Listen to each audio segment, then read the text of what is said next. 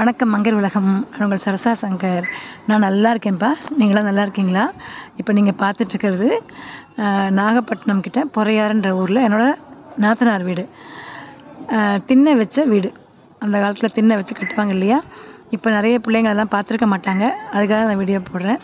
சூப்பராக இருக்கும். இந்த வீட்டோட வயசு என்ன தெரியுங்களா? 100 வருஷம் தாண்டிடுச்சுங்க. செவரெல்லாம் சுண்ணாம்பு, கடுக்கா, முட்டைலாம் போட்டு சேர்த்து கட்டுவாங்க இல்லையா? அந்த மாதிரி ஒரு கட்டின செவரு. ஓடுலாம் ஆளை வச்சு பின்னாடி அவங்களே கொல்லையில் ஆளை வச்சு அறுத்து சொருவு ஓடு சொல்லுவாங்க, அந்த மாதிரி போட்டது. இன்றைக்கும் சூப்பராக இருக்குது. மயில்கள் நிறைய அவங்க வீட்டில் இருக்கும். மேலே அந்த மயில் ஏறி நடக்கிறதால கொஞ்சம் அந்த ஓடு இப்போ தான் நகர ஆரம்பிக்குது. மற்றபடி வீடு ரொம்ப சூப்பராக இருக்கும். இவங்க உட்காந்துருக்காங்க இல்லையா? இவங்க தான் என்னோடய நாத்தனார். எனக்கு 5 பேர் நாத்தனார். இவங்க தான் பெரியவங்க. ஆக்சுவலாக நாத்தனாரோட என்னோடய அத்தை பொண்ணுங்க தான். நான் அத்தை பையனை கல்யாணம் பண்ணிக்கிட்டு அத்தை பொண்ணு பெரியவங்க. 5 பேரில் இவங்க என்னோடய ஃபேவரட். இவங்களோட மீன் குழம்புக்கும் இவங்க போட்டு தர காஃபிக்கும் நான் அடிமைங்க.